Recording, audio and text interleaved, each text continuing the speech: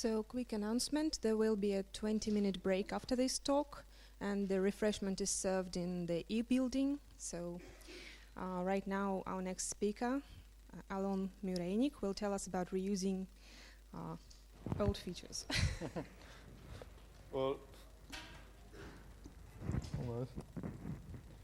So, good morning. Can you hear me okay? I'm not sure about this mic. Okay, so thank you for the introduction. My name is Allon Mureinik.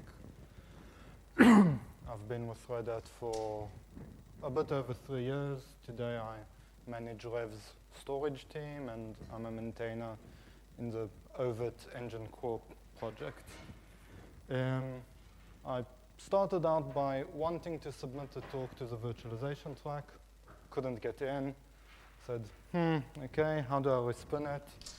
Let's submit a talk to the general development track and talk about virtualization over there. So, sorry. Sure that we all, when we learn to program, saw this old school diagram about how do you develop a feature or a program. You collect requirements, you design, you sit down and implement, you verify, you start maintaining it. And this takes forever because you spend months collecting all the possible requirements of all the possible use cases, of all the possible edge cases of this feature. You design something that will be perfect and answer 99.99% of the use cases. It takes a year to implement. By the time you're done, it's a white elephant. No one can use it. It's outdated by at least 2 years.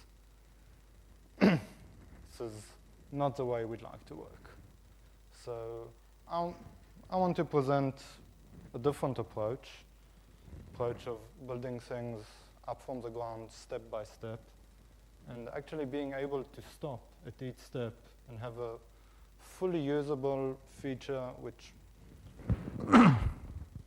may have a subset of the functionality, may not be perfect, may not cover everything, but it works, it's deliverable, it gives a benefit to the users. Now, I hope this doesn't surprise anyone.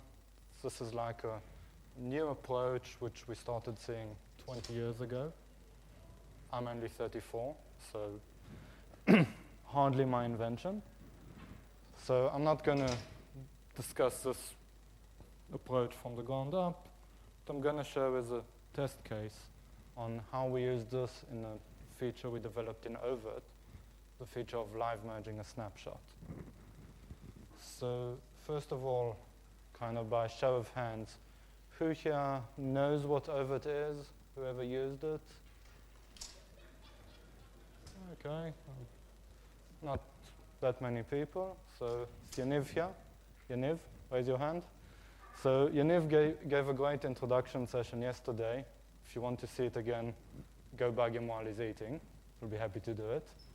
No, he won't. But the slides should be available.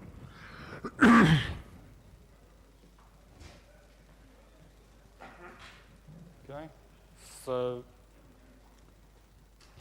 I won't redo Yaniv's session. Yaniv does this way better than me.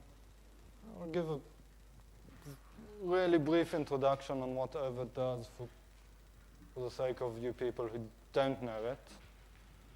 So oVirt is a project to manage a virtualized data center. Okay, we leverage the low-level technologies that are proven out there: Linux, KVM, QEMU, libvirt. We allow scaling this times n in a usable web GUI. We allow you to configure the storage, the networking aspects, memory management aspects of our hosts. And it's basically an all-in-one stop for managing your virtual data center. Okay, we do this by a bunch of projects. The two large ones, which I'll touch today, are the oVirt engine, which which is a Java application. It provides a management console. This is a part of the application that basically does the decisions of what to do. Okay, whether it's a user input, I click somewhere I want to run a VM, or some automated scheduling process that decides that this VM needs to be migrated, this host needs to be shut down, whatever. There's a large project I'll reference here is VDSM. VDSM is a Python agent which manages a single host. So if the oVirt engine decides what to do, VDSM decides how to do it. And basically, the engine communicates to VDSM on the host via either XML RPC or in 3.5 JSON RPC and tells it to execute verbs. And a bunch of others. This is a partial list. More coming, and as always, your patches are welcome. Feel free to visit oVirt.org, read a couple of wikis, get to know the thing, submit patches. Always welcome more collaborators. So, just want to showcase the architecture really briefly, just so we're talking in the same terms. So I discussed the engine. It has a REST API and a console. We save everything we need to a Postgres database. The yellow boxes are hosts which are managed by VDSM. Due to well, there's all sorts of excuses, let's just call it, for historic reasons. One of these hosts is called the Storage Pool Manager, the SPM. This is the only host which is allowed to perform metadata changes on the shared storage. So defining a virtual disk, removing a virtual disk, snapshotting it, etc., must all be done via the SPM. Okay, and the excuse me, and the pink or purple box is indeed the shared storage which we use to hold virtual disks.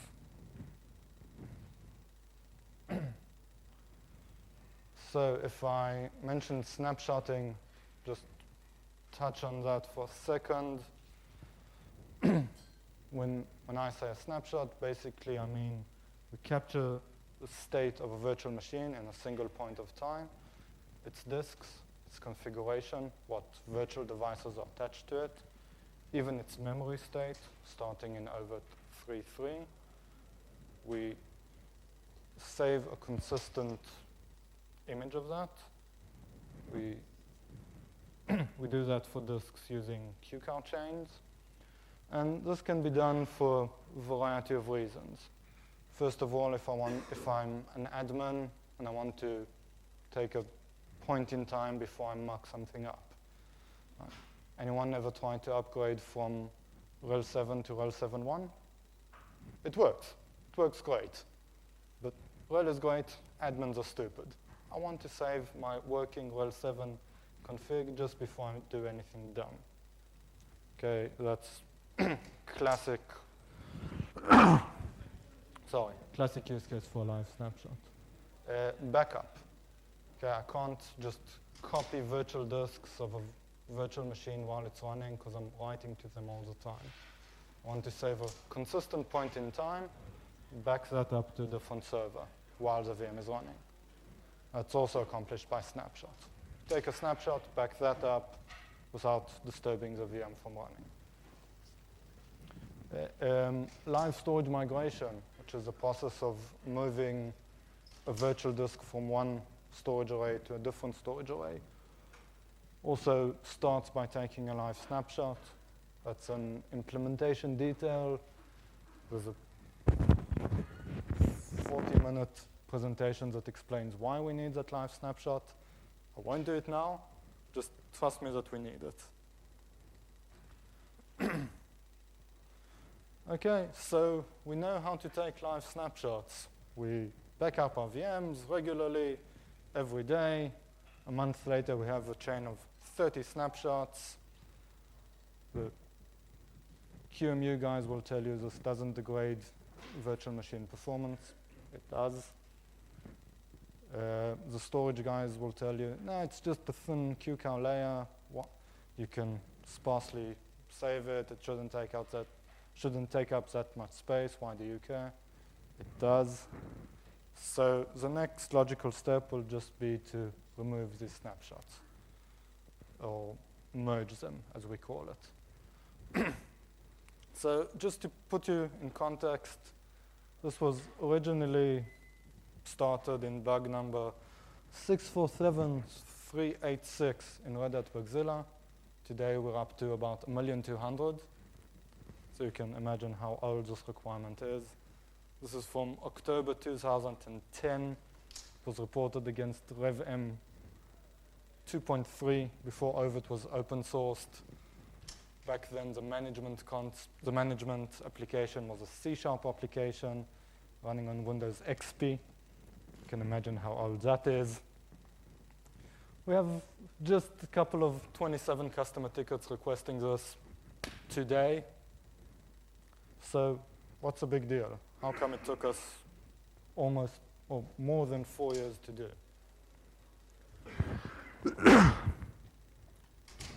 So let me share with you an actual conversation I had with my boss regarding this. So you can imagine which of them is me and which of them is my boss. So this started with a simple question. Hope the text is large enough. How long would it take to implement live merging of snapshots?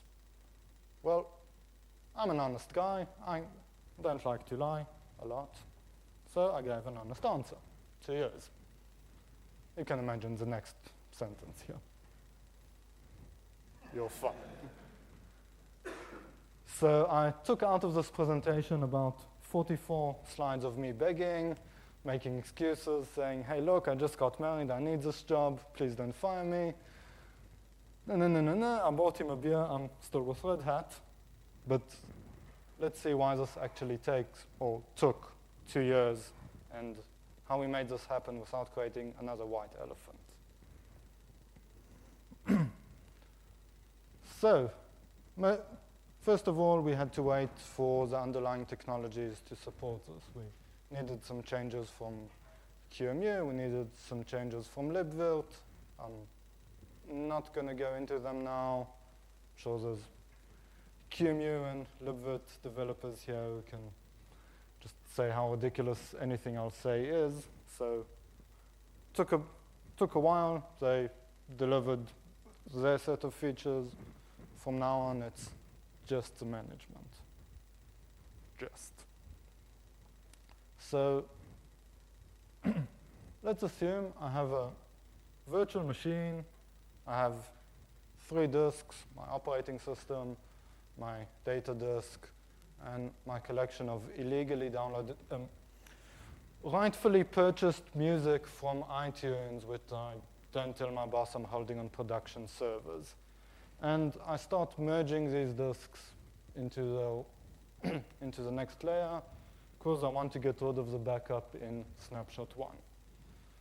Now, obviously, we live in a perfect world. This just runs, complete, and I can remove snapshot number 1, right? So, unfortunately, our world is an imperfect world. One of these jobs can fail because I ran out of storage space, because someone came in the middle of the night and pulled out the power cable to plug in their electric kettle. True story, this happens. Israel has a very different concept of server rooms than most of the world. For a variety of reasons. The process got killed. I don't know. So if I started out by having a nice little diagram of a complete snapshot with all its disks and another complete snapshot with all its disks, now I've got what we used to call up to oVirt 3.4 a broken snapshot. Right? Snapshot number 1 does not represent a consistent state of the VM. I cannot really use it as is. It's not a full picture. I'm screwed. And when you do these kind of operations with a live VM, you multiply the excuse me, you multiply the possibility of these failures times n.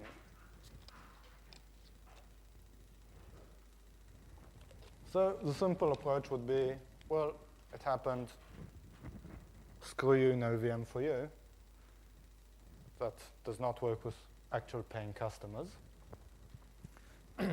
So we said, hey, this is an arbitrary decision. Let's just remove it. New feature, 3.5, the ability to take a snapshot of a single disk, just a snapshot part of a VM.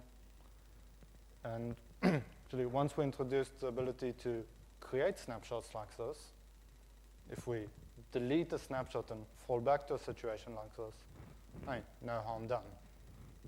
It's a legal configuration. So why would I want to do this even?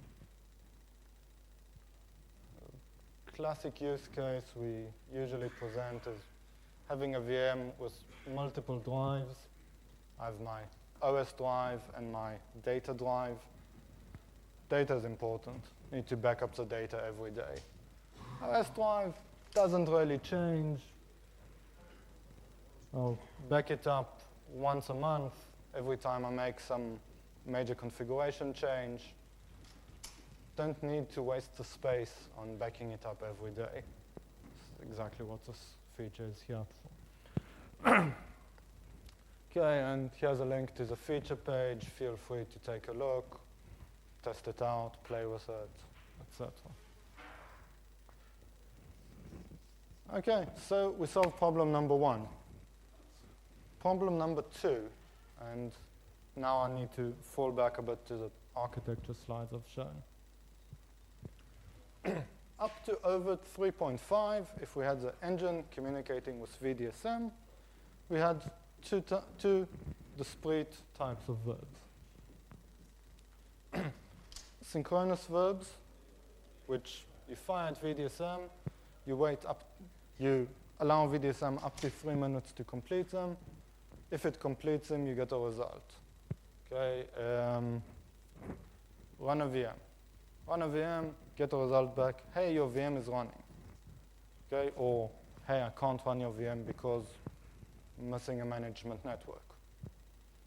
If it takes more than 3 minutes, we just time out. Hey, if you couldn't do this in 3 minutes, you can't do this at all. The other type are asynchronous verbs. Okay, things that we know will take a long time to do, like copy a disk. So we shoot off a command to VDSM. Say, hey, I want to move this disk from storage array A to storage array B. We get back a response really quickly.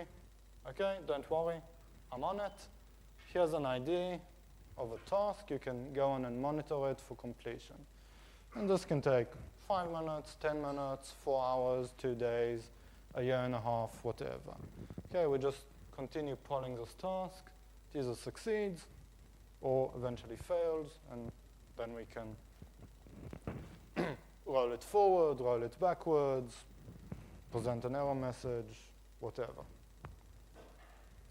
From the engine side, so the management side in Java, everything is implemented, I'll rephrase, everything is over-implemented and over-designed in a command pattern.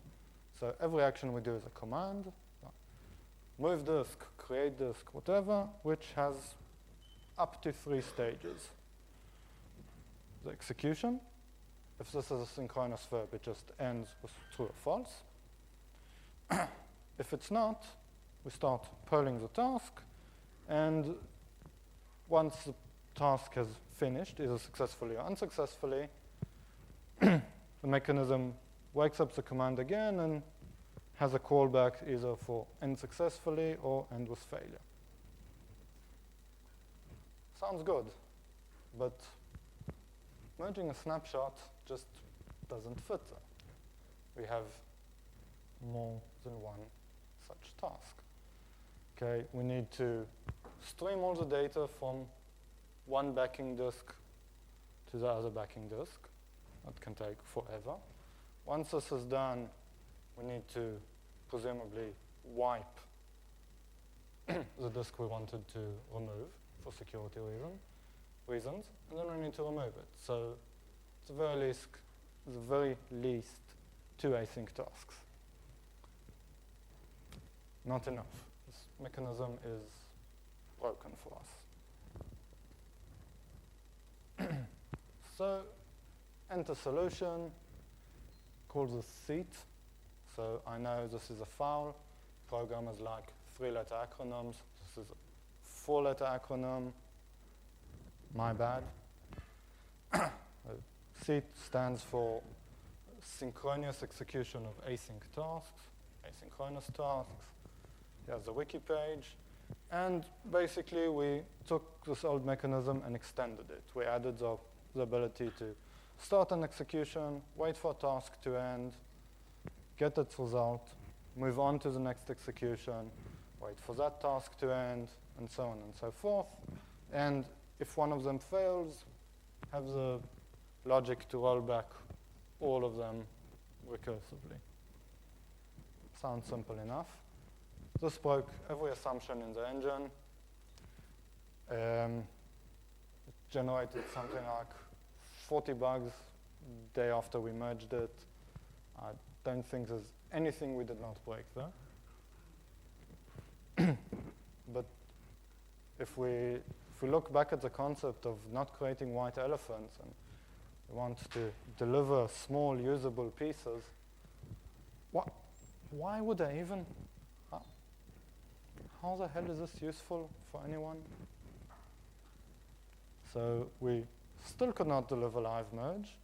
Said, okay, let's do another small feature based on this new capability, live storage migration. This is another major gap we used to have compared to VMware.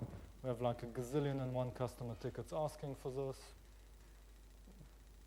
Concept here is the ability to move a disk from one storage array to another while the VM is still running. Okay. This too is a series of tasks. May start with a live snapshot, leave that aside, but basically if you have a disk which is a chain of QCOW images, you need to clone all of them, you need to start syncing the active layer, you need to DD all the backing chain, and once you're done, stop the sync, wipe all the source volumes, remove all of them. Okay, we had to have this mechanism for serial execution. Once we had that mechanism, live merge was like 200 lines of code, give or take, a really small diff. So, hey, let's just deliver this. This was one of the biggest features in oVirt 3.1. Widely discussed, widely accepted. And one of the largest ticket generators to why the hell don't we have live merge if your live storage migration starts with creating another snapshot. All I wanted to do is move my disk from here to there. I don't want to end up with 27 auto-generated snapshots for live storage migration. One of the reasons my boss was so adamant on having this and getting rid of the idiots that implemented this. It would be me. Okay, but we're still not there. We're still missing a crucial piece. If you remember the architecture slide, just said we had a host called SPM who manages the storage, and that host is in charge of all the long-running tasks. In live merge, the long-running task is to stream data from one volume to another volume. The process that has to do this is QEMU, the process that runs a VM. And there's absolutely no guarantee that process will run on the host that manages my storage. So this is all fine and well and kind of useless. Okay, there's a whole lot of excuses why it has to be on the SPM. They're all excuses. Bottom line, it just doesn't work, or did not work. So, solution number 3. We took the mechanism of running these tasks and polling these tasks and having a command wait for them, or sometimes having to wait for several tasks. If I'm merging a bunch of VM disks, I need to wait for all of them to complete before I do something on the VM level. We took all of this and we separated the logic of waiting for the tasks and coordinating on them, etc., from the logic of polling these tasks. Once we did that, we had a pluggable polling mechanism. And now we just could plug into the capabilities QEMU gives us and oVirt exposes to have a long-running job, what QEMU call a block job, monitor this and report the status back together with the VM status, which the host reports anyway, because I have a neat console that needs to show me VM is up, VM is down, VM is using X CPU, whatever.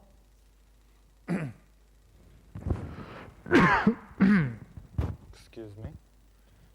And now, we have a mechanism that we can use such long-running tasks on a non-SPM host. Well, now it's all easy. You just fire the block rebase command or the block commit command, have the host report its status back together with the VM. If the VM failed, well, we need to query what the status is, but okay, that's doable, that we could always do. And once it's done, we can finally live merge a snapshot. Okay, how does this connect to my paradigm of building up features in small blocks and not creating white elephants? The second holy grail, the storage part of oVirt has, is this SPM, or I won't call it a holy grail, but a historic mistake we're trying really hard to get rid of and never could. We've been trying to get rid of this since Rev 2.2, when it was introduced, back in the C# days. We finally now have all the building blocks in place.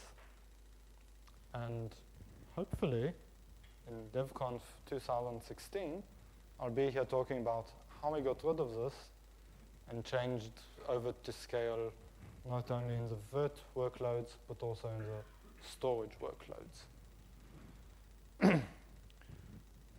So I have 2 other small slides to show. See, I've got about 10 minutes, so I'll take questions now before closing up.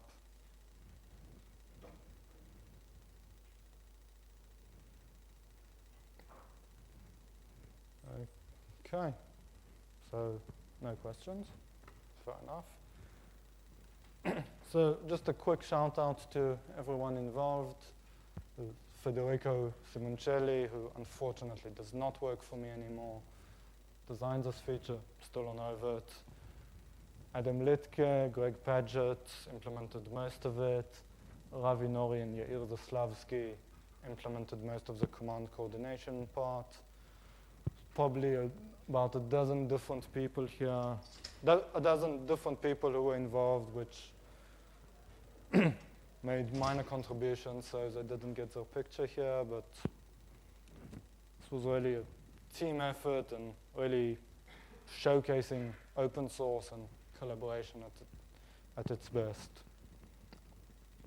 So thank you guys for your time. If you have another couple of minutes, here's the link to the feedback page, would be highly appreciated. feel free to stay in touch with me. This is my email, my Twitter handle, my LinkedIn profile. And of course, come check out oVirt at oVirt.org. Takes a demo, takes a tour, read the white papers, contribute patches. We're always looking for new contributors. And that's about it for me. So thank you.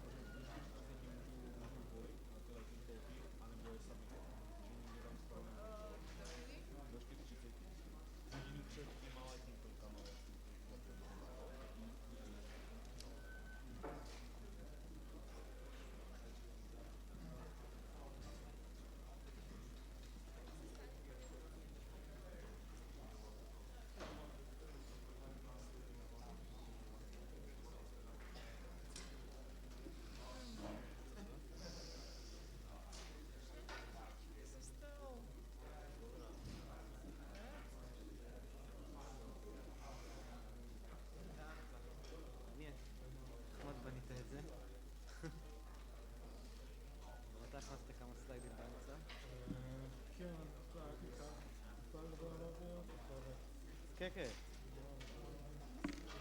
מעניין. שמה? שמראה את הפרויקטים. נו, אני הכנתי אותו. שיניתי קצת את השטויות שהיה רשום שם.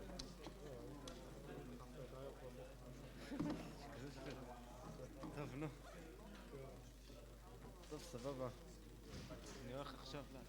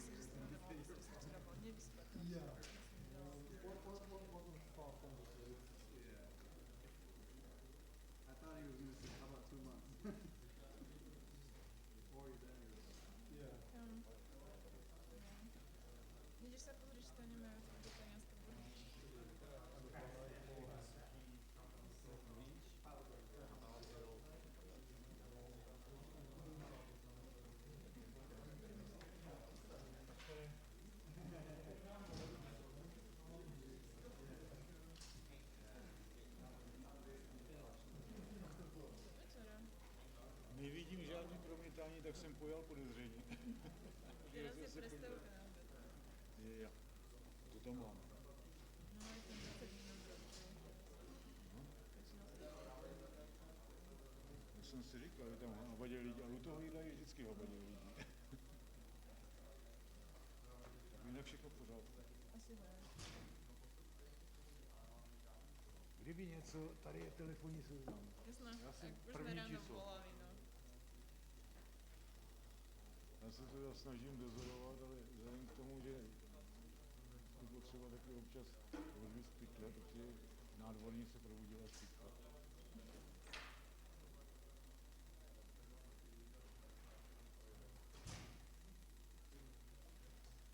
Ta účast není taková. Uvidíme. Že by po té flédě?